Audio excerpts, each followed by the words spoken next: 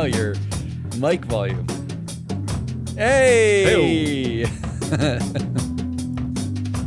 What a mess. What a mess. Yeah, I'm going to check my... Oh, it's fine. Live! Where are we? Live from... Oh, we're still here.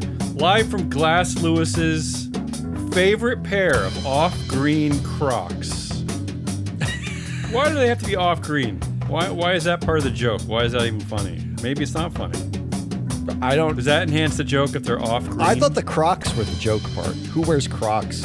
What about Glass Lewis? What about anyone referring to Glass Lewis in the first person? It's an all-new, terrific... Well, it's not Tuesday. Okay, it's a wacky Wednesday edition of Business Pants, joined by analyst Matt Moscardi. On today's ESG-spiced kangaroo pouch, called August 27th, 2025, The Good Game! Hey. Yeah. Yes. Let's get right into so, it. just for point of reference, we did try to do The Good Game yesterday. 5 times. On Tuesday, 5 times, and our platform, podcast platform failed. So let's do it. The podcast platform, but not the platform that sponsors our show, which is our show today is being sponsored by FreeFloatAnalytics.com. Yes, they never fail. The only platform measuring board power connections and performance for free. In fact, they don't fail. Occasionally, when my computer has done some kind of updates or something, or Chrome has done something, I do have to sign out and sign back in. That's it. There's no. I've had that It won't happen. ruin your podcasting ability. That's true, and not only that's on your own. You'll do that on your own. you're probably boring. Up. You're probably mush mouth, and you probably stutter like I do. So let's get to the good game. For any new listeners, I hope we have a couple. This is how the good game works. When you spend as much time in the headlines like we do, and we're not even looking purely at political headlines, it gets a little depressing. Really? So back in the day, my mom said, "Can you guys do anything that's not horrible and terrible?" It makes me want to, off myself. I like we have an entire game show for your mom. So we came up with a good game. I find headlines that seem good at their appearance, and then Matt, our arbiter of truth, steps in and gives me a score, whether they're actually good or not. You'll see as the game goes on. You'll see, because it'll average out to a 6 in the end.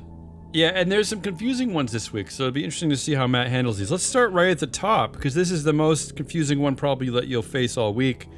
U.S. Senator Sanders, that's Bernie Sanders. You might have probably heard of him. Heard of Bernie. Bernie, they call him Bernie. Bernie.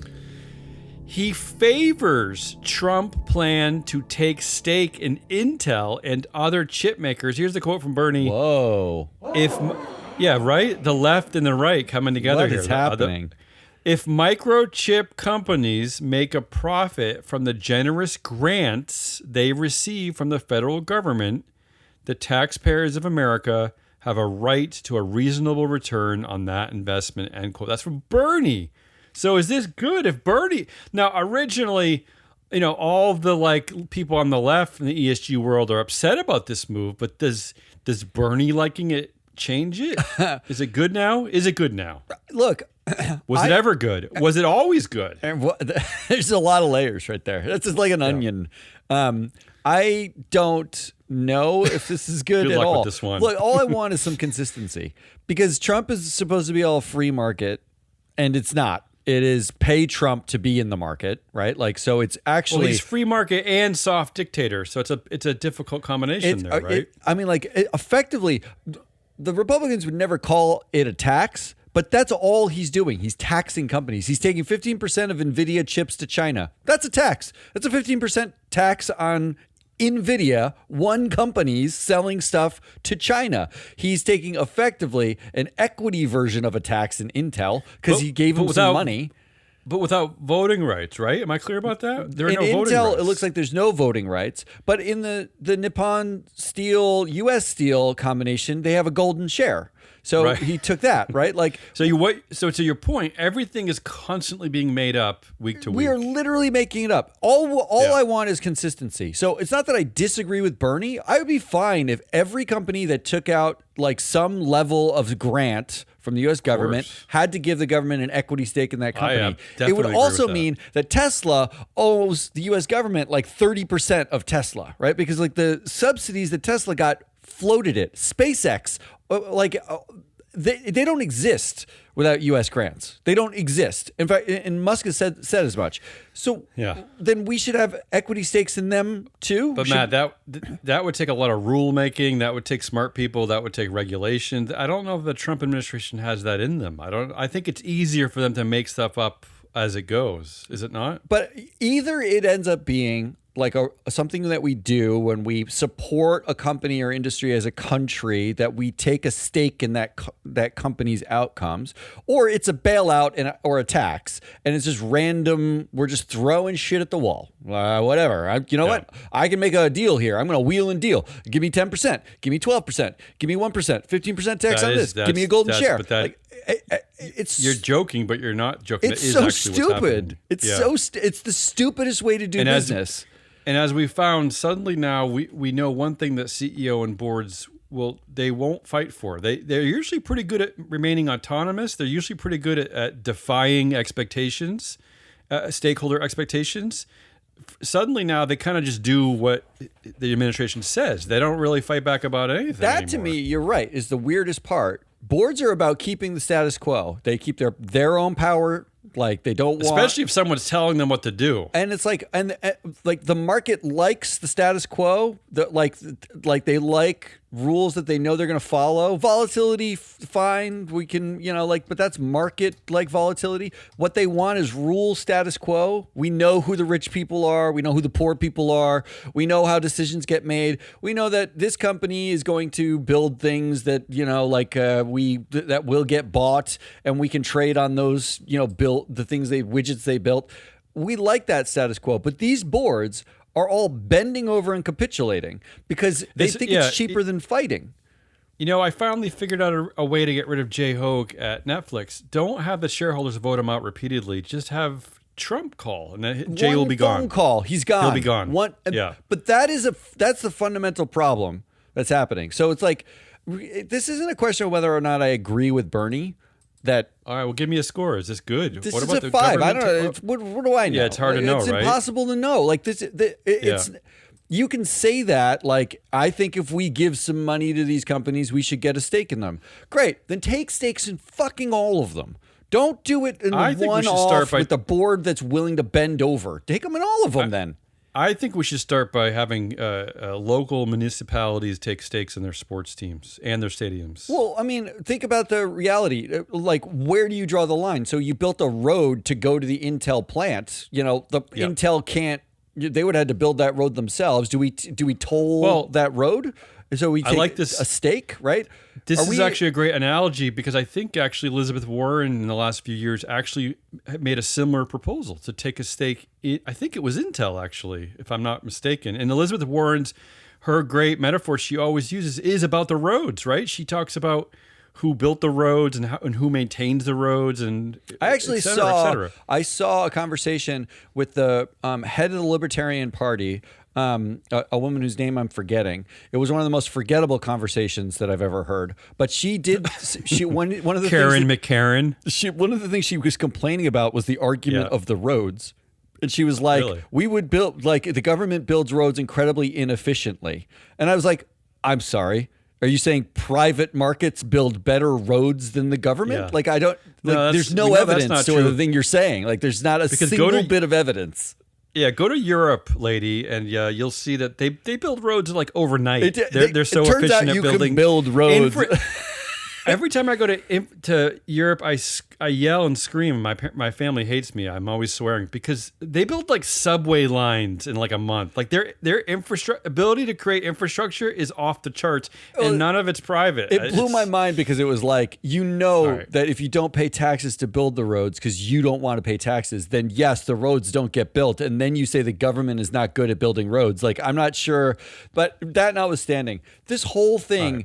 We are talking about whether or not the market is nationalized effectively. It is the market of Donald Trump doing wheeling and dealing at random companies when he feels like it, or whether or not it is a rules-based market in which we all know the rules and we can make trades and expect growth and invest the way we want.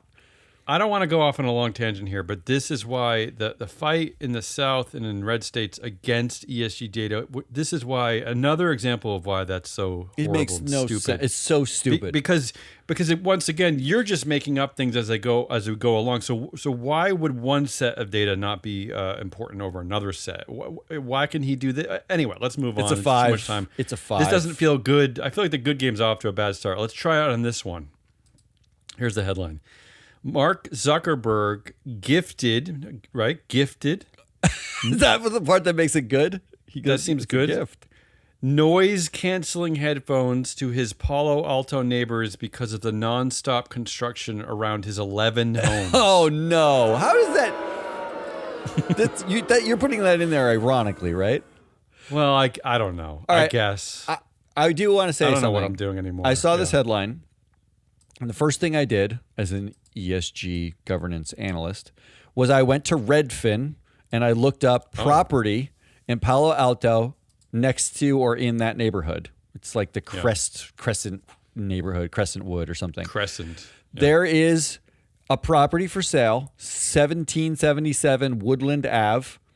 It is a 65 bedroom, 47 bath condominium, whole massive complex. Units? Yeah, all separate units. It's a giant, it was a hotel or it's a massive complex. It is going for $13.5 million. That's it? Zuckerberg could buy the whole thing I don't understand. and move his neighbors there where it's quieter. Okay, you've lost me. Yeah. You're with me. You think it's a great idea. So you want him to move his neighbors as opposed to just buying them noise-canceling headphones? I think Mark is the smart one in this one. Well, I think the noise-canceling headphones is like an FU to the neighbors. But if he bought them a place to go, give me a score. Is this good or bad? Is this good? This is horrible. It's a 0. What are you saying? I know. I realized the first few this game gets better later. This is why it's a 6. You see the way the first ones are confusing. This next one's going to be confusing too, based on how the story has already changed this morning. I'll deliver the story as it was yesterday, and then I'll update you as to what happened this morning. And of course, I should have predicted this. Cracker Barrel under fire from MAGA, apologizes to fans, but will not drop new logo. The statement says, if the last few days have shown us anything, it's how deeply people care about Cracker Barrel. You've also shown us that we could do a better job sharing who we are and who we'll always be. I don't even... Crackers? What are they? You mean old-timey old guys in overalls? Grilled cheese sandwiches and like factory beef burgers. I don't even know. But then they said that they're not gonna change the logo because, to your point, Matt, you said on a previous show, their customer base is aging and they want to attract a new generation of customers, which makes sense to me because if you're not in a pocket in the South or old, you wouldn't even want to go in there in the first place. Like I see that sign and I see like the dust and the hay out front, and I think it's not for me. I think it's like maybe really dangerous. You think not? The same reason why I don't want to go to Texas Roadhouse when it's like surrounded by like massive pickup trucks and there's like hay and peanut shells. Yeah, longhorn antler, and they're killing cow. the cow out front. But anyway, so I wondered if that's good that they're not bowing under to MAGA pressure. But then this morning, Matt, the next headline is Cracker Barrel scraps new logo after outrage from customers and Trump. So they are going back to the original logo. And of all things, they communicated the plan directly to the White House. Oh, see, this is what I'm talking about. This gets us back to the first one. A rebranding exercise. And let's not forget another little tidbit that we unearthed here. And this, again, this is not how the good game is working. The good game is off the rails because this is not how it should be working. But this is not the original logo of the company. Can we at least establish that too? This is not the original Can we establish that the logo redesign was not woke or not woke? It was literally taking an old picture of a guy that you could and saying let's just use the words. We could put the old guy in the store everywhere, but does he have to be in the words? This is the stupidest thing to be outraged about. Here's the part I hate the most about this story. Yeah, this is, again, the good game This has is a gone zero. off the It's a rails. zero. And this It's is not straight my up zero. fault because all right, can you, before you get to explaining your zero, what would have you given it as a score? I would have given it a 10. If they kept the brand. if So they that's not fair. I am calling, this is not fair. You're ruining my game. I'm sorry. Like, I would have given it a 10, and then I would have been All right. apologizing on the Friday show because I gave it a 10. Okay, Uh, just but get to your It's get a to your female-powered reasoning board. quickly. I would have been like, that's who's Female going to stand up to CEO. Trump. And instead, what they're doing is they're calling Trump and saying, we're going to change it back. Don't worry. And then they're making a press release saying, we'll change it back. Here's the worst part of the story. This is what gives it a 0. On Wednesday, the 20th of August, the stock was trading at $59, give or take. They announced the logo on the next day, Thursday. The stock drops to $50.76. It drops a full $9. It's like 18, 19%. It drops. Really? They announced overnight that they're going back to the logo. The stock in pre-market hours trading at $61, trading at a higher number than before the logo changed in the first place. Nothing fundamental has changed about this company. Well, Zero fundamental things. Most importantly, and this is something that MAGA has missed, is that the company, everyone wants the company to get back to its roots. The company has been struggling. And it has been under fire from one of its investors for about a decade. And as we have pointed out over and over and over, one of the key industries in America that is failing constantly is the restaurant businesses. Restaurants, of course. Restaurant chains. They are going bankrupt all the time. There's nothing to recapture here. This company, this restaurant needs to move into the future. It absolutely does need to change. So do you I don't know know what you were going? Yeah, I looked this up the other day when the logo was changed. Do you know what a Cracker Barrel is? Talk about failing. I don't want to know. Again, it sounds like a hate crime for someone from the Northeast. It was traditionally a barrel full of soda crackers, saltines. I like crackers. That literally it was a barrel with saltine crackers in it, and people would play checkers next to it. Like that. It was like They're too dumb to learn chess. Is that what you're saying? Can we just admit that the days that anyone thought saltines was food and anyone played checkers are long done? Can we live in the 21st century? I want to wrap up the Cracker Barrel story with this. This is one of my favorite. Vote this entire board out. One of my favorite subplots of the American Christians is this: is first of all, they worship a Jewish man, Jesus, and a Jewish God, which is Jesus' dad, right? I mean, they're Jewish. Pops, yeah. The guy's name in this Cracker Barrel logo that they're all want to keep is Uncle Herschel. Herschel, that's a Jewish name. It's Yiddish. Herschel. That seems to be Jew. an apocryphal tale. Though. Uncle Herschel is a Jew. Come on. What's wrong with you Christians? Why are you worshiping so many Jews? All right, let's move on. Why do you care so much about a mustard-colored logo? Fucking go out and do something in the world. Right. It's a 0. I think the good game is going to turn a corner now. Maine's okay. I'm doing this mostly because I live in Maine, but I love this story. Maine's populist Senate candidate thinks we're in a new Gilded Age. Yeah, it's a 10. I love his this name. guy. His name is Graham Plantner. He's an oyster farmer. He's running against Susan Collins, and he says, "quote I think the comparisons between the late 19th century and now are apt. Vast amounts of wealth and regulatory structures that in no way, shape, or form keep that wealth in check." He's pointing to the power of people like Elon Musk and other Silicon Valley leaders. And he's talking about the power that they have over the current administration. Basically, he's talking about everything we just talked about with Intel. He's saying that it's all sort of bent to help this class. And you talked about this before. You talked about this like Gilded. In fact, didn't you tell me recently to go watch some Gilded Age documentary? Yeah, that the you were PBS documentary on the Gilded Age. It's fabulous. So you must agree with this sentiment, and I just can't believe that. I can't believe that he's being allowed to talk about this. Well, I can't believe you sent on our Slack channels a screenshot of him on what I'm That's even guessing better. is That one's X. even better, yeah. And somebody asked, just curious where you stand on Just read it. LGBTQIA plus rights and freedoms. And he responded, I stand right in the fucking way of anyone who's going to try to come after the freedoms of the LGBTQIA plus community. Yeah, so this is something we've been struggling for on the show. Is like, why is everyone like, why are we stopping the fight, and how do we fight back? I think this guy's doing a pretty good job of it. And that's exactly how you fight and back. before you think he's like some woke New Englander, he's a fucking oyster farmer, right? Like, and a veteran, and a veteran, and a war veteran, and an oyster farmer. Like, there's nothing woke about him. He's just get your shit out of leave people alone, get your shit out of their backyard, and the wealth should not be accumulated in one place. I think he's fabulous. I don't want to get deep into the woke thing, but I mean, isn't America itself kind of founded in a woke way? Isn't the whole thing woke? Come on. Isn't our whole history woke? But the conversation now, we literally are talking about an old white guy in a logo. And like, that's what the conversation is. This is what's important. Yeah. All right. Let's continue the game. Speaking of the woke wars, this is like a big MAGA signal of everything we've been talking about in this show. The headline is Lisa Cook. Do you know who Lisa Cook is? Federal Reserve Lisa Cook.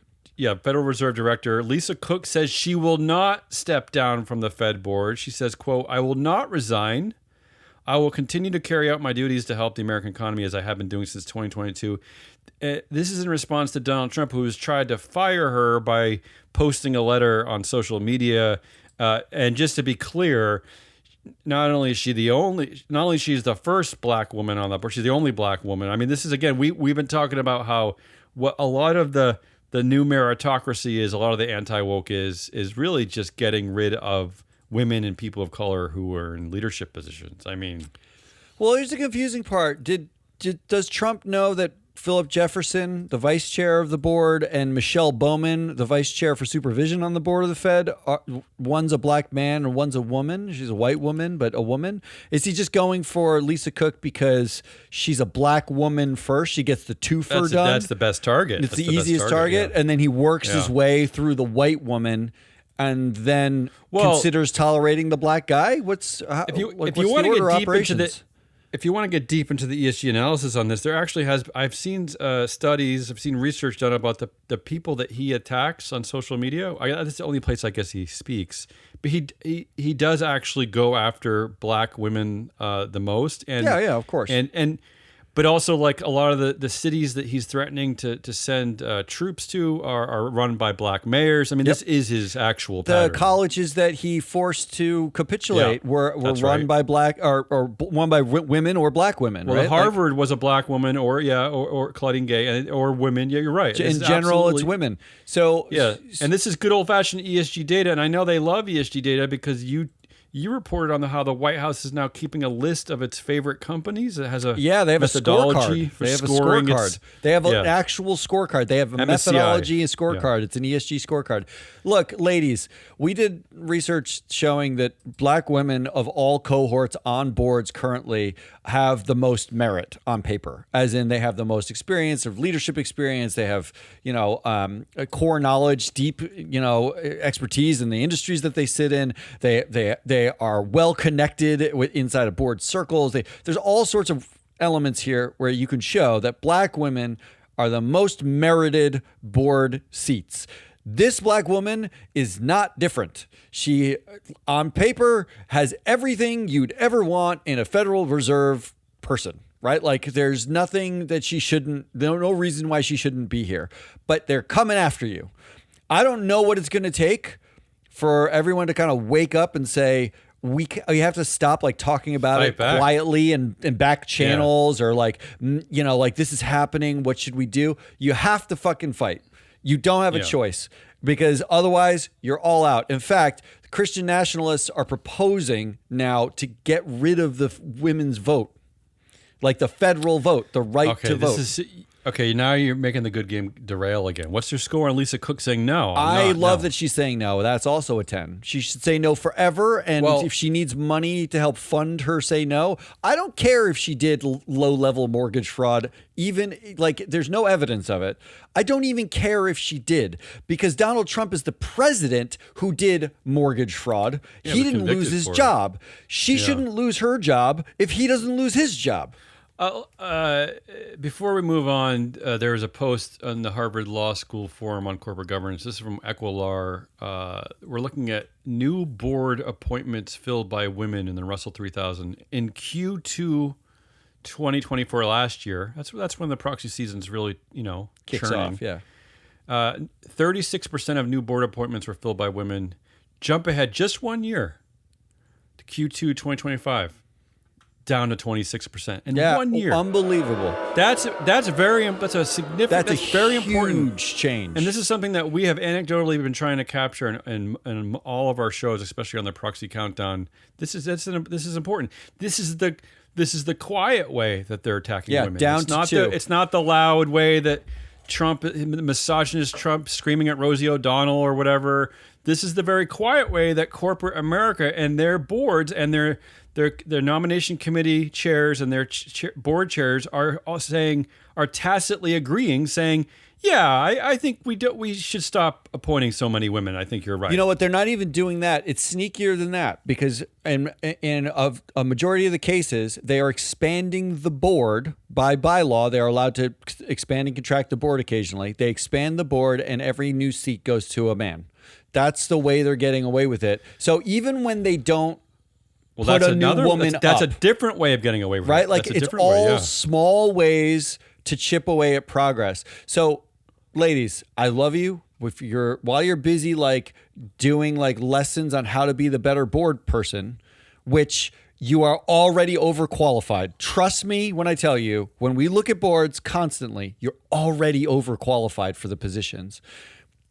They're taking away the seats.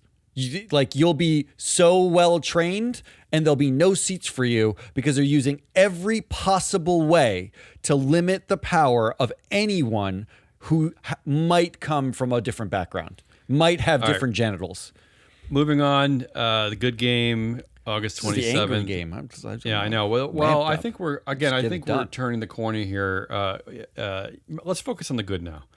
Here's the headline: Meta defector. This is a weird way to describe someone. Meta defector issues devastating psychological takedown of tech CEOs. That's Nick Clegg. We've talked about Nick Clegg a lot. He's the former Meta executive who left the company at the beginning of the year.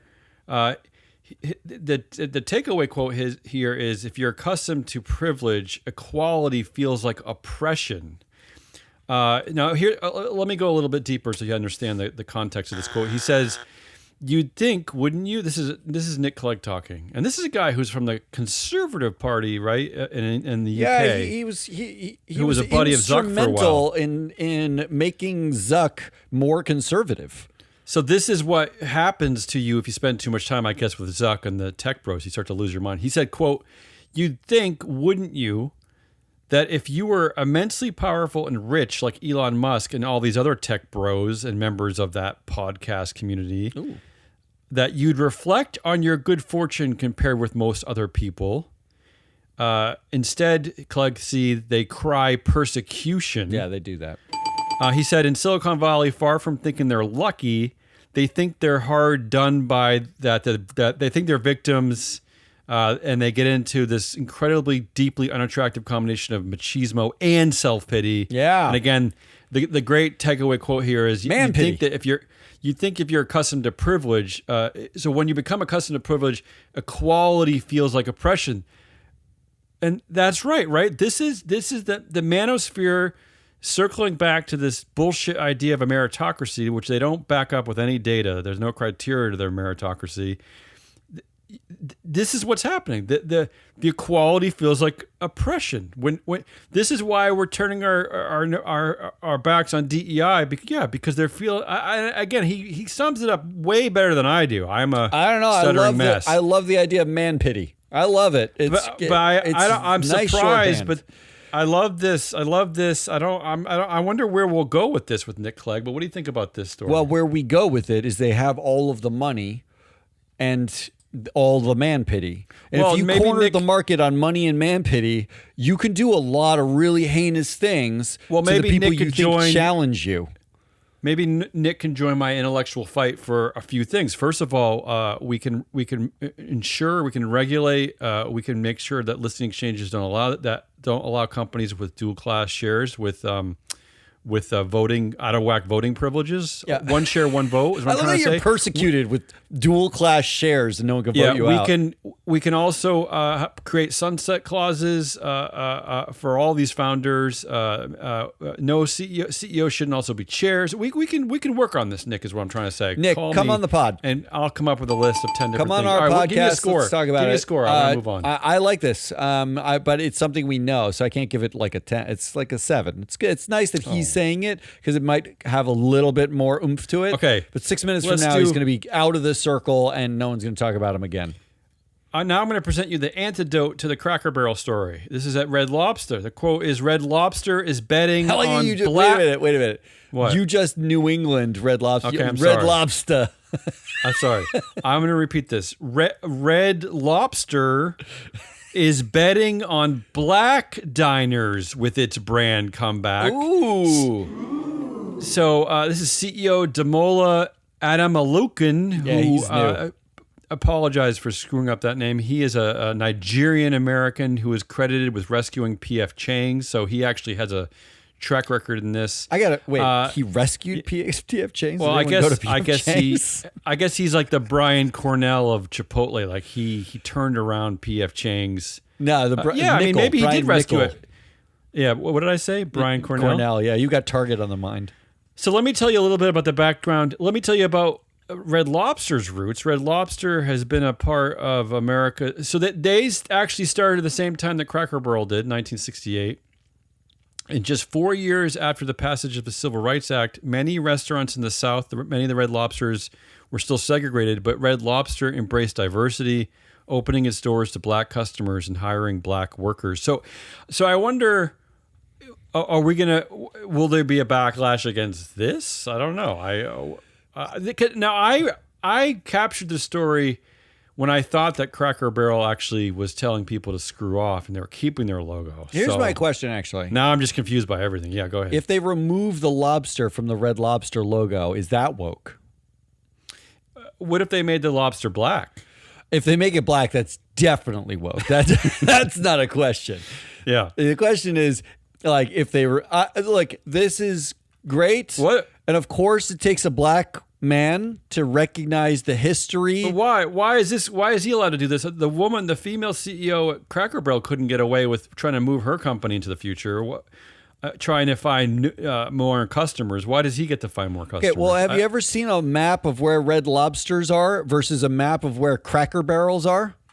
Well, I've never actually. I've seen Red Lobsters. I've never seen a Cracker Barrel. Correct. Red Lobster exists in places that you and I have been, where Red Lobsters okay. do not, or Cracker All right. Barrels kind of But that's don't. not really the point. But she has every right. Forgive me, I've forgotten the name of the woman, the CEO at Cracker Barrel. But she has every right to actually look for new customers, wouldn't you say? I mean, do you want a customer base that is just one specific type of Southern white person? I mean, this is America. Nobody's arguing that she doesn't have the right. Well, I think that MAGA is arguing that she doesn't have the right. It ruins the heritage of their beloved company. Yeah, there's that word again, heritage. There's a lot of man heritage. pity built in the word By the way, heritage. people, it's a company. I mean, it's a for-profit restaurant. I mean, it's not part of your And heritage. just so you know, heritage Cracker Barrelists. Oh no, I brought it back to Cracker Barrel. I shouldn't have. I know.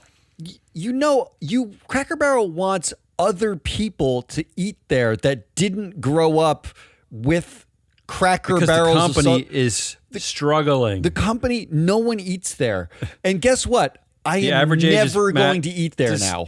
Matt discovered what the customer is over 55. The average like age something of the like that? customers is 55 years old. That's That's not the gonna work. average It's not gonna age. work. Most of their customers are dying right now. They've gone from 5% decrease in foot traffic to like 7%. Nobody goes. What Nobody goes. What they want, what she wants, and what every restaurant wants is the scenario at my house where I yell at my children for constantly bringing home Chipotle, even though we have a packed fridge full of food that I've just bought. Like that's what you want. You want me yelling at them being like, stop going to Cracker Barrel so much. I know you're just a teenager, but stop going to Cracker Barrel so much. That's what they want. Anyway, give me a score on Red Lobster betting on black diners. This one's tough. I'm just so pissed about Cracker Barrel too, because now I know, get off of it. They're fucking crowing about it. Like the Republicans are out there being like, "See, we crushed this company. That was horrible. Nobody went." I love this. And just for point of reference, I did look it up. There are roughly 20 Red Lobsters in the New York City. Greater New York City area. There's roughly one Cracker Barrel in New Jersey, and that's the closest it gets to New York City. So this guy's just doing the smart thing, which is saying, we need to sell more fucking lobster. Well, to be fair, she was she did the smart thing, and was trying to do the smart thing. Reversed it. Why? Because the stock went down like 18% on a logo, which 6 months from now, the stock's going to go down people if will restaurant remember. sales suck. The people who What's are your yelling score? at you do not eat at Cracker Barrel. They Go don't. to Red Lobster. Give me a score on Red Lobster. I'm going to give it a 7. Moving on. Oh God, I don't know how you're going to take this one. This is a weird one. The headline is "The Woke Words That Democrats Should Cut from Their Vocabulary." This is from a new memo from an organization called the Third Way that identifies 45 words and phrases for Democrats to avoid, alleging that terms turn voters off. So this is Democrats saying to other Democrats, stop using woke terms because we're losing elections because of it. They cover 6 categories. I'm going to turn this into a little game. They cover 6 categories: therapy speak, seminar room language, organizer jargon, gender orientation correctness, the shifting language of racial constructs, and explaining away crime. I want to know, Matt, of these 45 words, how many words do I think that we've used on our shows out of the 45? Is that what I'm rating on a 0 to 10 scale? Sure. Yeah. I think we've... And then, no, I want you to rate, do you think that should Democrats start to get rid of some of this work terminology? No, I don't. Are we all word policing because everyone's a fucking snowflake? We can't hear words. But how many of the 45 anymore? words do you think we've used? How woke are we? I'm going to give this a 5 as a headline. And how woke do you think we are? How woke do I think we are? I'm sure... 45 terms. What percentage? I'm sure we said some of them, maybe 15%. Well, wait. Emma Lurking included on this show? Like, I don't know if for long-time listeners of the show, we used to have Emma Lurking was on the show. She was our intern many years ago. Yeah. No, we're talking about now. Okay, now. I got to be honest with you. I went to the wokest college in the universe, Oberlin, and I looked at this list, and I was like, I don't recognize half these terms. I'm going to say like 2 of the 45. I mean, I was a black studies. I was a black studies minor. I took 15 hours of course credits in the shifting language of racial constructs, and I still don't know what the hell these people are talking about. Does it count if I said something like, oh, that story really triggered you as a joke? Okay. Yes. That counts? I included the word triggering because I think we've used trigger to say that we don't like things. I use that as a joke when you get all upset about what story. So here are the 3 words. Okay, I'm going to just reveal the answer to this quiz. We've only used 3 words, 3 out of 45 words. Less than 10%. I like that. So here are the words that I think we've used. We've used triggering, or some version of trigger. I know we've done that. For some reason, stakeholders is one of the words. What? We've definitely used stakeholders. We use that on a daily basis. They call that organizer jargon, which is... It's not. And the other word I'm sure we've used is patriarchy, so I'm giving us 3. I'm sure we've used patriarchy before. That's 3, so I guess we're not woke, right? We're not... I guess I feel disappointed by this. Are we? Give me a score of this, though. Do you think you agree to? It's a 5. All right. I don't know how I feel about like policing stupid terminology. First of all, the terms were dumb to begin with, so I agree that cutting some of them is not a bad idea. But I don't know. Let's do a super nerdy headline: Korea passes boardroom reform curbing tribal power. All right, don't tell me any more. Chable. And I don't need to know anymore. I'm just going to say it's a 10. Yeah, if you look, there's a lot to cover here. We're not going to do the whole thing right now. We should do it on the proxy countdown. We're going to restart that next week anyway. There are a lot of changes, but most of it is just getting some of the power away from the family-owned conglomerates and making sure that shareholders and independent directors have more power, basically. I love it. Creating a better counterbalance. I love it. And it's a good start. Basically, exactly what I just said about the Nick Clegg story. It's basically addressing some of those concerns because the bros in Silicon Valley they're basically family-owned conglomerates at this point. Yeah, they're fake. Right? They're fake public companies. They're basically families. Yeah. They're like mafia families. Yeah. In the sense that. All right, let's move on. You gave it a 10. I want to try to speed this show a little bit. How about this one? I don't know if you're going to call this greenwashing or not. United Health forms new public responsibility board committee. Oh, really? The board committee, it will cover areas where United Health has struggled or faced public scrutiny. Like ripping off its customers? Including underwriting and forecasting, regulatory relationships, reputational matters, and M&A. That's a diverse set of things they're going to cover. The woman, Michelle Hooper, who has been on the board since 2007. That's almost 2 decades. She's going to step down as lead independent director. Yes, she was the lead independent director, even though she's been there for 2 decades, and she's going to chair this committee. So she's still on the board, but she's going to shift her role to chair this committee. So I don't know. Do you want someone who's been there for 2 decades? Look, this is the brilliance of the press release, right? Yeah. Because they say the board's forming this committee, and it makes you think this is great. They're starting to pay attention to these problems. However, on this board, the people have not changed, including Stephen Hemsley, who was the CEO of this company, then executive chair of this company for literally 20 years, and now is the temporary interim quote-unquote CEO again. They're propping up a public responsibility committee, and they're making a big show out of it, when really what happened is the lead independent director on the board, Michelle Hooper, who is a black woman, is moving from lead independent director to head of this committee, leaving no lead independent director. Do they name a new lead independent? Okay, this is the other kind of funny part of this. The new lead independent director, who's been there for 7 years, is Mr. Passive Investor himself, the former CEO of Vanguard, F. William McNabb. Billy McNabb, yeah.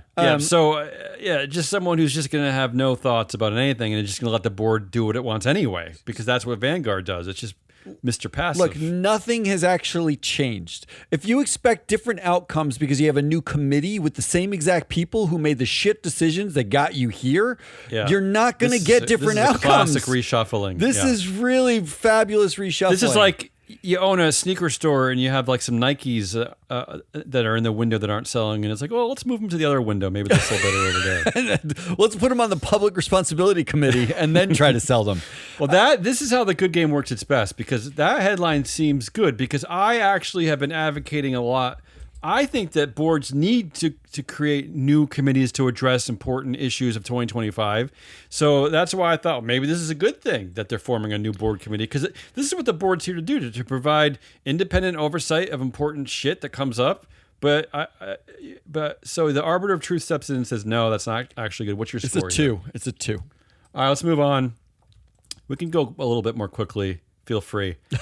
The U.S. EV fast charging network is seeing explosive growth despite Trump's policies. I like this one. Yeah, because people like EVs. Even though you're trying to kill the entire industry, people like them. I'm glad. I hate that they switched to Tesla chargers, mostly, as an EV owner, because now we're all at Elon Musk's mercy. Explain this to me.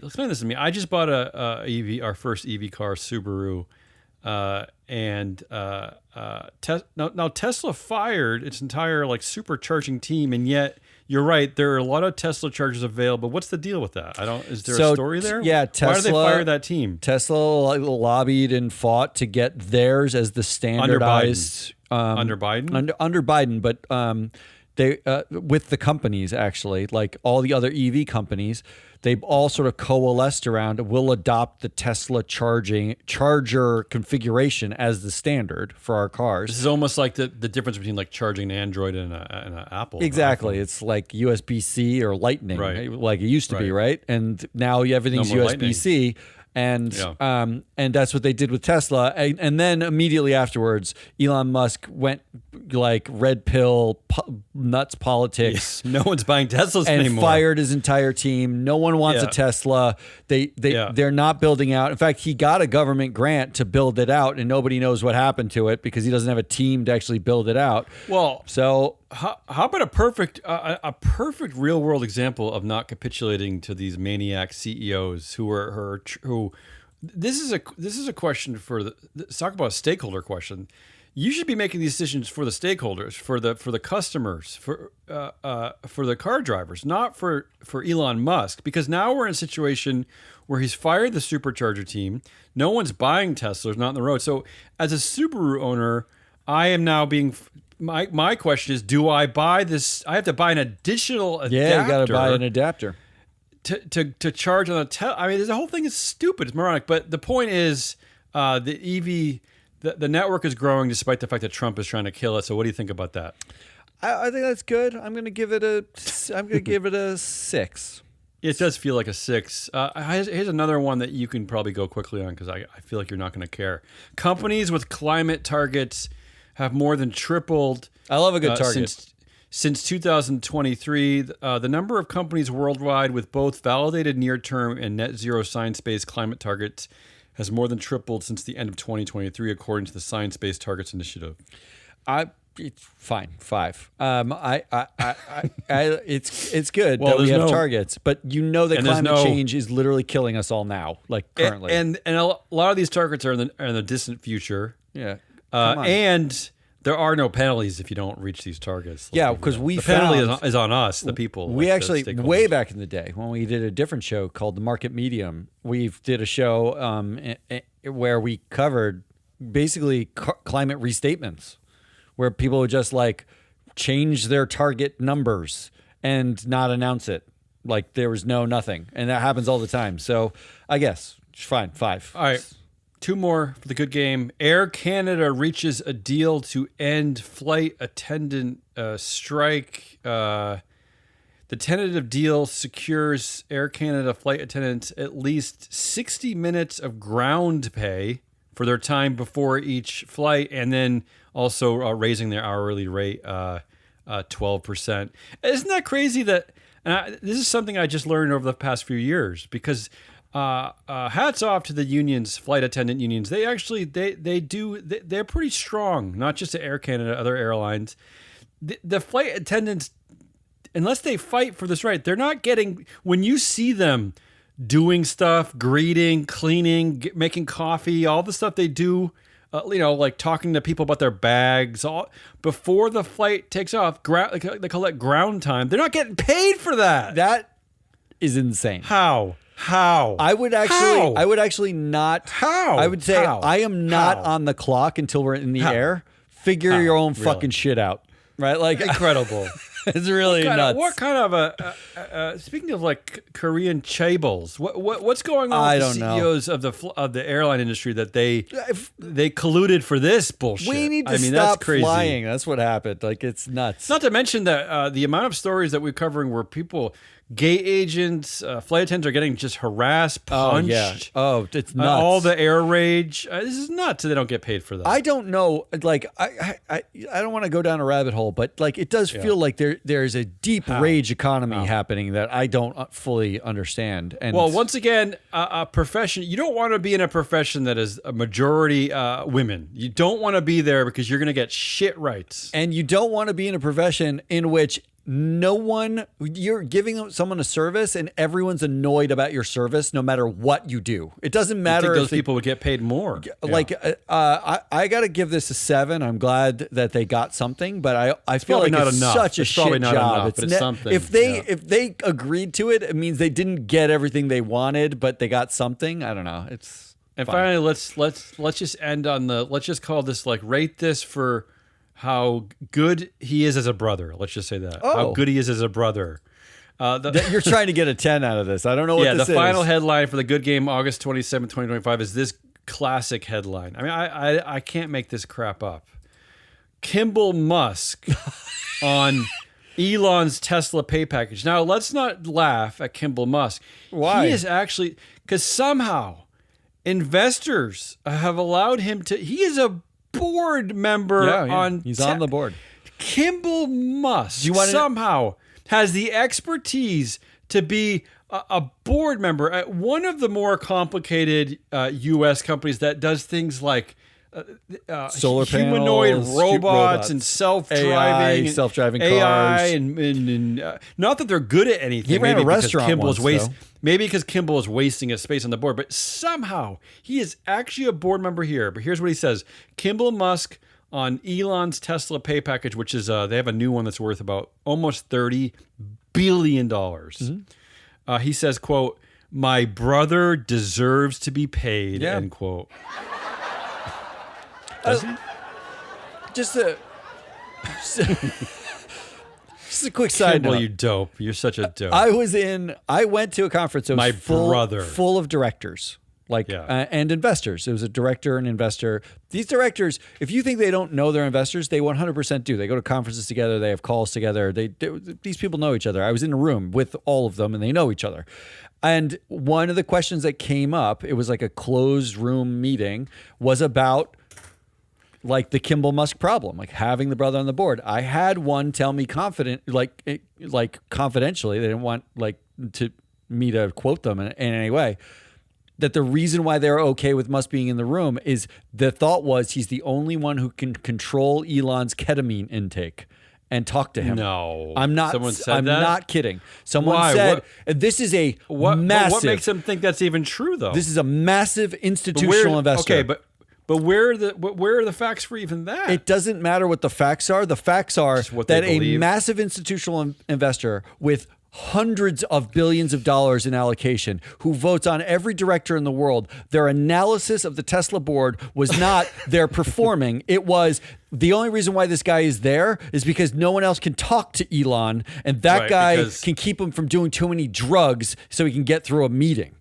That was a legitimate analysis. Obviously someone who didn't study psychology at college, because since when is it easy to control your family members? It's impossible. You ever go to a Thanksgiving dinner in this country? Especially your brother. Imagine just telling your brother what to do and they listen. I'm giving this a 10 for the joke of it. That's what it has to, because you want a 10. I'm going to give it a 10 for the joke of it. And I don't know if I'm mad or happy that the audacity that Kimbal Musk refers to him as his brother, but really he should be referring to him as the CEO. Yeah, he's on a board the board member at which I sit, where I'm a board member providing independent oversight. Yeah. But maybe I should be proud that he just says, yeah, he's my brother. Like, I don't care. He's my brother. Anyway, I don't know. I don't even know why I'm here. Pay the man. That's a good game. That's it. Matt, what I'm most proud of is just the consistency of our scoring on this game. So in June, your score was a 6.3. In July, your score was a 6.3. And now in August, your score is a 6.4. Wow. I'm getting happier. Incredible consistency. I'm getting happier. That's all we got. That's Hazelnut Rallis. I'm your analyst, Matt Mascardi. We are Free Float. This was our Tuesday show on a Wednesday because of technical difficulties, but we'll be back on Friday to wrap the week. Next week, everything starts up again. Shareholder Primacy, the podcast with Mike Levin and Ann Lipton. Boots back up next Wednesday. Their new show. I think they're covering Intel, actually, and they're way smarter than we are. It's actual. Will they talk about Uncle Herschel? Professor. Uncle Herschel at Cracker Barrel. Will they talk about that? I don't think Cracker Barrel will come up. I'm hopeful. But we're going to start up the proxy countdown again. 'Tis the season. If you haven't gotten our zine, we're getting emails saying, I love the zine.